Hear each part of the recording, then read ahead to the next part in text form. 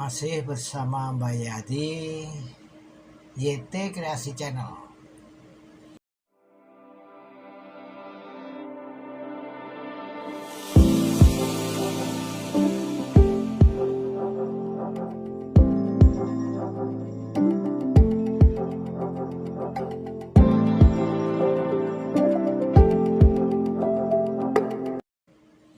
Assalamualaikum warahmatullahi wabarakatuh.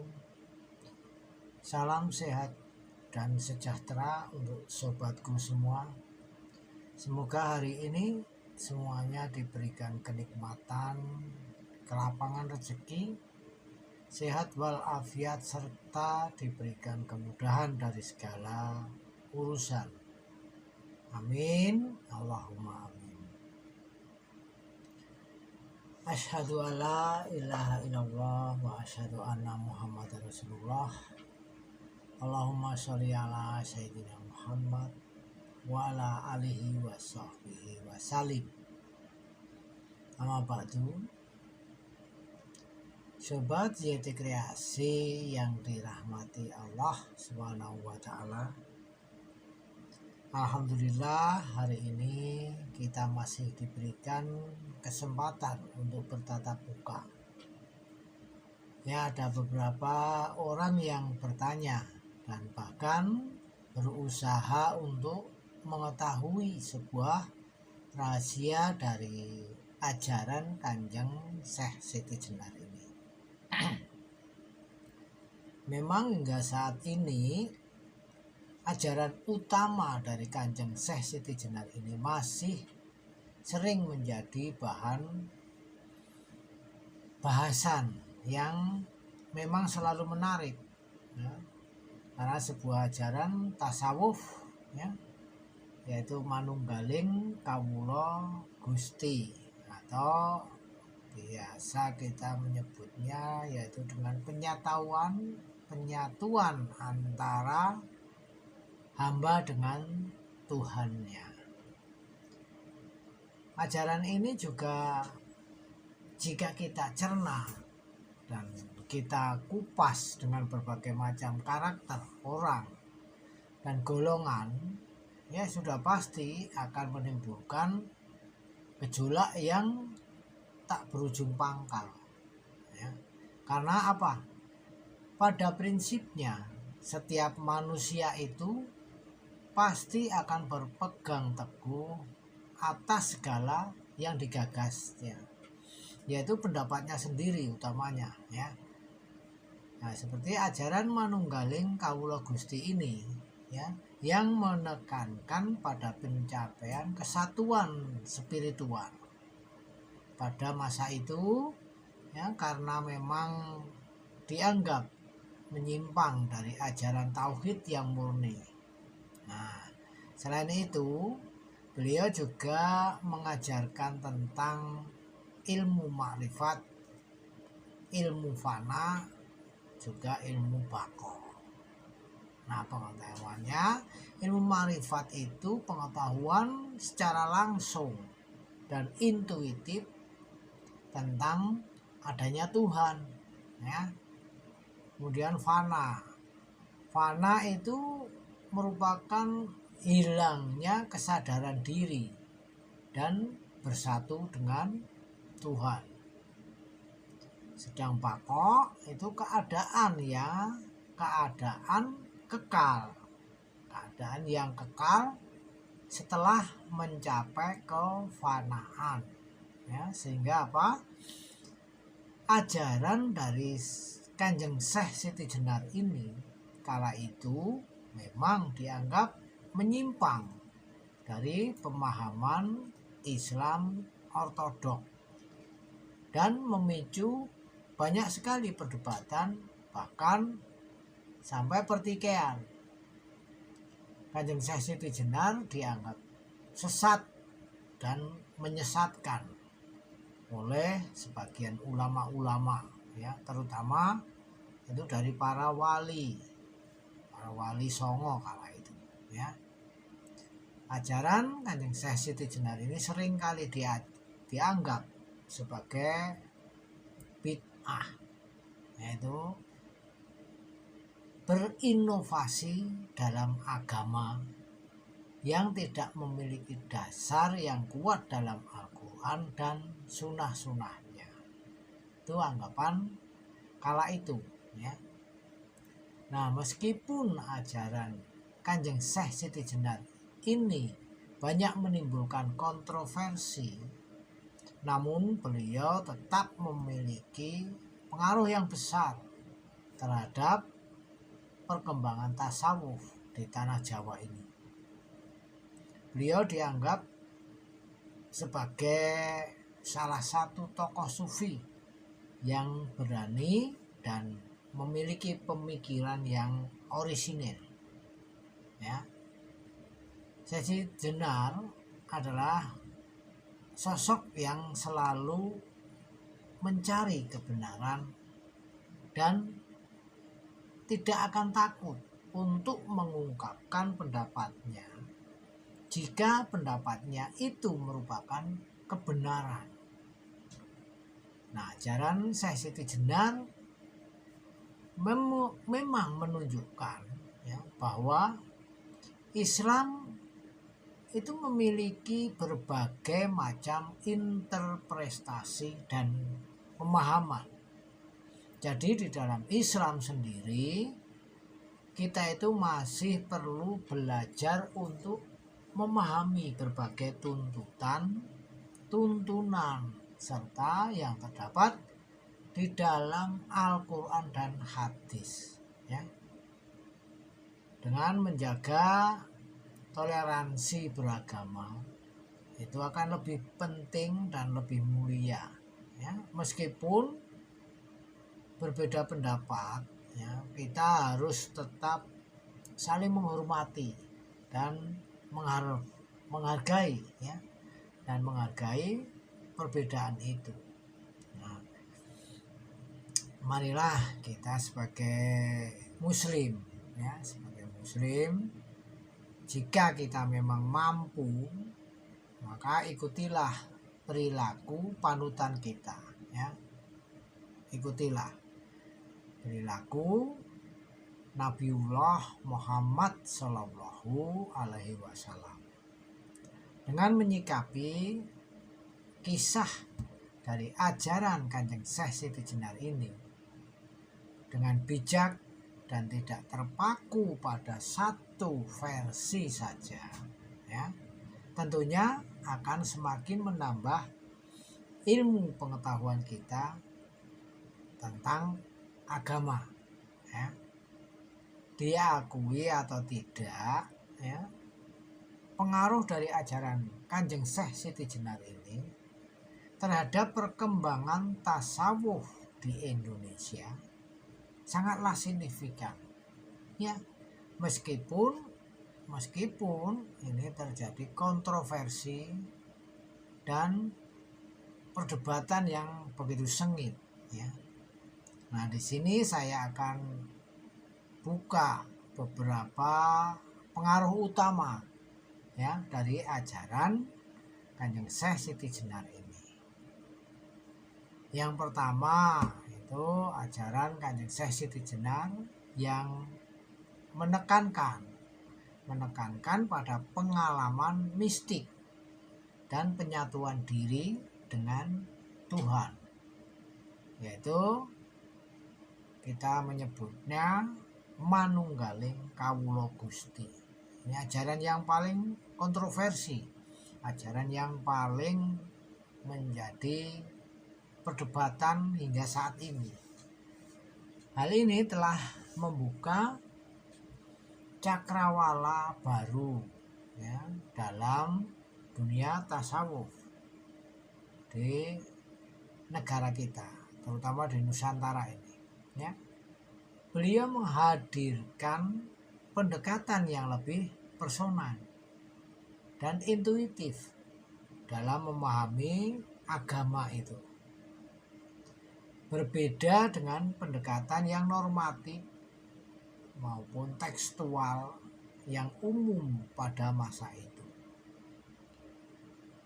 Nah, salah satu ciri khas dari ajaran Kanjeng Syekh Siti Jenar ini, yaitu melakukan penekanan pada pengalaman spiritual yang bersifat personal. Ya, beliau mengajak para pengikutnya itu untuk mencari kebenaran, bukan hanya melalui teks-teks dari buku-buku, merupakan ajaran-ajaran dari teks-teks buku-buku agama, tetapi juga melalui pengalaman batin yang mendalam. Ya.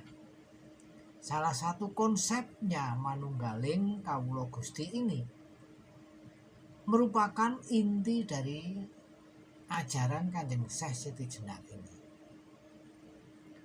Beliau mengajarkan bahwa manusia itu memiliki potensi untuk bersatu dengan Tuhan, dengan Allah, ya. Penyatuan ini bukan hanya sekedar konsep teologi, ya, harus dipahami itu, bukan sekedar konsep teologi saja, tetapi merupakan pengalaman batin yang bisa dan harus dicapai melalui latihan spiritual dengan ketekunan serta keyakinan. Ya. Kanjeng Syekh Siti Jenar sangat menekankan pentingnya makrifat, yaitu pengetahuan secara langsung dan intuitif tentang Tuhan. Ya. Makrifat tidak dapat kita peroleh melalui pembelajaran teoritis semata, ya, melainkan melalui pengalaman-pengalaman batin yang mendalam, serta melakukan amalan-amalan yang bukan rutinitas belaka. Ini amalan-amalan ini harus dilakukan secara khusus. Ya.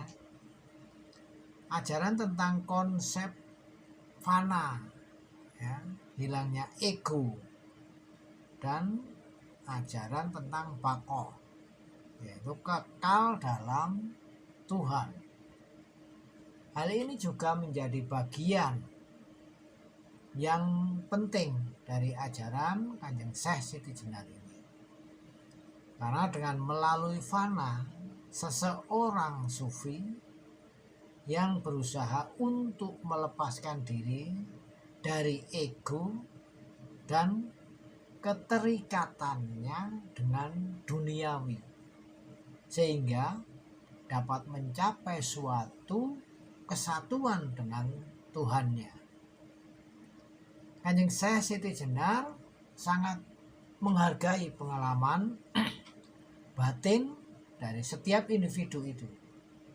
Beliau juga tidak memaksakan suatu pemahaman tertentu, melainkan hanya akan mendorong setiap orang untuk menemukan kebenaran sesuai dengan pengalaman batin masing-masing.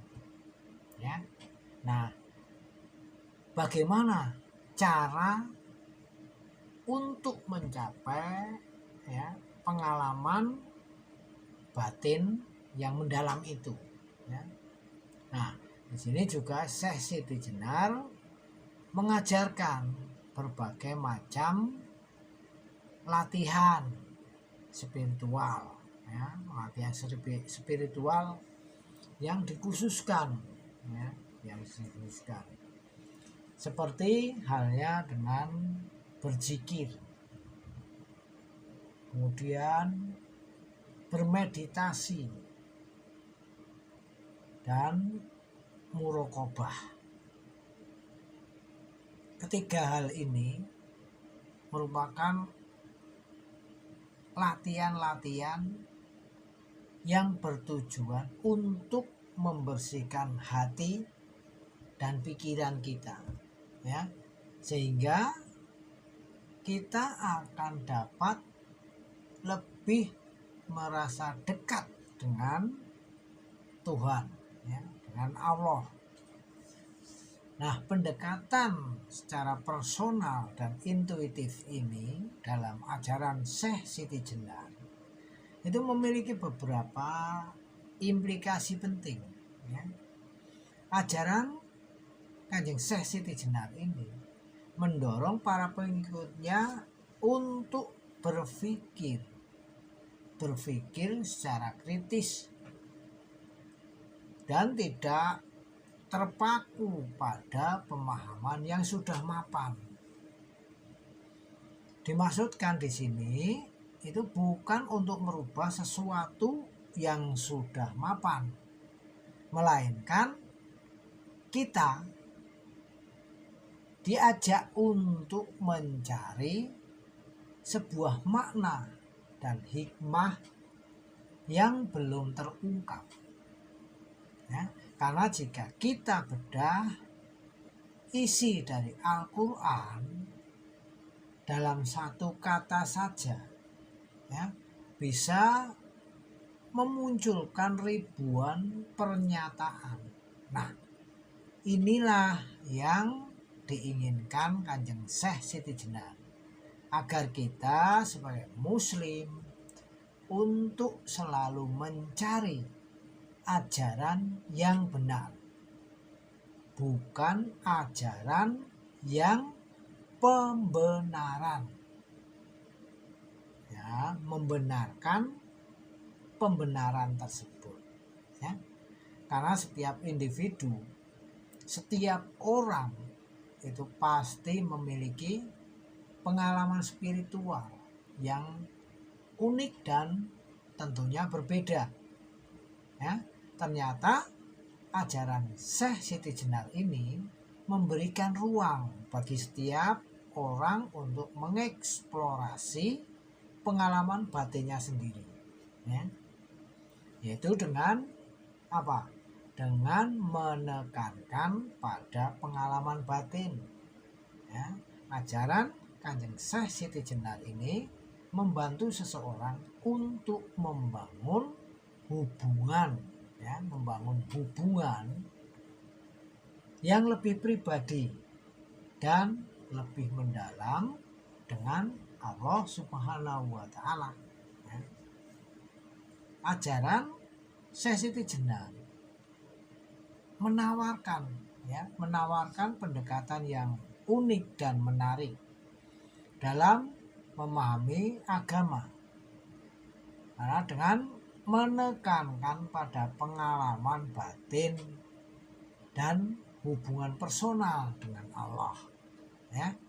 Beliau mengajak para pengikutnya itu untuk selalu mencari kebenaran secara mandiri, namun penting untuk dicatat, ya, untuk dicatat dan untuk memahaminya, bahwa ajaran ini juga memiliki sisi kontroversi dan perlu dikaji dengan hati-hati, ya, agar tidak menyimpang dari ajaran Islam yang benar, ajaran Islam yang murni.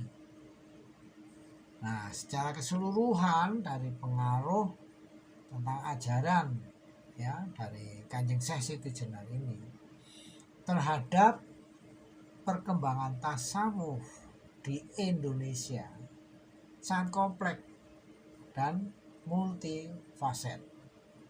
Beliau adalah sosok yang memang kontroversi, namun sangat berpengaruh, karena ajarannya telah memicu pemikiran yang kritis, memperkaya khasanah tasawuf, dan sekaligus menimbulkan, ya, perdebatan yang panjang, bahkan hingga sampai saat ini masih terjadi. Sekarang mari kita bedah aja tentang makrifat. Apa sebenarnya makrifat itu, apa sebenarnya, ya? Makrifat merupakan pengetahuan langsung dan intuitif tentang Allah, ya. Ini bukan sekedar pengetahuan intelektual yang diperoleh dari membaca kitab ataupun mendengarkan ceramah, ya, tetapi pemahaman yang mendalam dan personal tentang hakikat Allah, ya. Kanjeng Syekh Siti Jenar juga mengajarkan untuk meraih makrifat ini dapat kita capai melalui latihan spiritual yang intensif. Seperti diungkap di depan tadi, seperti dengan berzikir, dengan bermeditasi, serta muraqabah. Dengan latihan-latihan ini, ya, yang bertujuan, sekali lagi, ini bertujuan untuk membersihkan hati dan pikiran dari segala hal-hal yang kotor, ya, sehingga dengan sendirinya nanti dapat merasakan kehadiran Allah itu secara langsung di dalam diri kita, ya. Karena makrifat itu merupakan tujuan utama dalam perjalanan spiritual dari seorang sufi. Dengan mencapai makrifat, seseorang akan merasakan kebebasan yang sejati dan berhasil bersatu, merasakan penyatuan diri dengan Allah Subhanahu wa ta'ala. Sedangkan tentang ajaran fana, ya, ajaran kefanaan ataupun fana, yaitu suatu keadaan di mana ego atau diri individu seolah-olah hilang dan larut dalam kesatuan dengan Allah Subhanahu wa ta'ala. Ini adalah tahapan yang harus dilalui, ya, sebelum mencapai kepada tataran baqo, ya.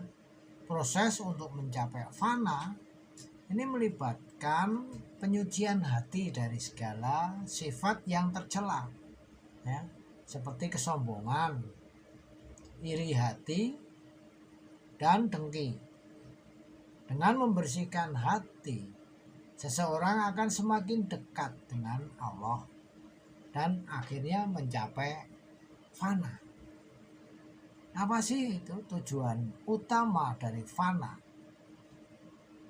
Yaitu untuk melepaskan diri dari segala keterikatan duniawi untuk mencapai kebebasan sejati. Nah, lanjut sekarang, ya. Lanjut sekarang tentang ajaran baqo. Baqo itu suatu keadaan di mana seseorang telah mencapai kesatuan yang sempurna dengan Allah. Dalam keadaan baqo tidak ada lagi pemisahan antara hamba dan Tuhannya. Orang yang telah mencapai baqo akan memiliki sifat-sifat yang menyerupai sifat-sifatnya Allah, seperti Maha Mengetahui, Maha Kuasa, dan Maha Pengasih. Baqo merupakan tujuan akhir dari perjalanan spiritual seorang sufi juga. Dengan mencapai baqo, seseorang merasakan kebahagiaan yang abadi, hidup dalam kesatuan Allah. Nah, demikianlah sobat tentang pendapat saya dari ajaran yang diwariskan Kanjeng Syekh Siti Jenar ini. Semoga bisa menambah wawasan ilmu yang bermanfaat, dan setulus hati saya untuk memohon maaf, ya, Jika di dalam penyampaian ini, di dalam penyampaian saya masih kurang dari sempurna dan banyak kekurangannya, mohon bimbingan, saran, dan kritik dari para guru, para kiai, serta ustadz agar selalu bisa memberikan jalan kebenaran dan bisa memberikan manfaat untuk kita semua. Wabillahi taufiq wal hidayah. Wassalamualaikum warahmatullahi wabarakatuh.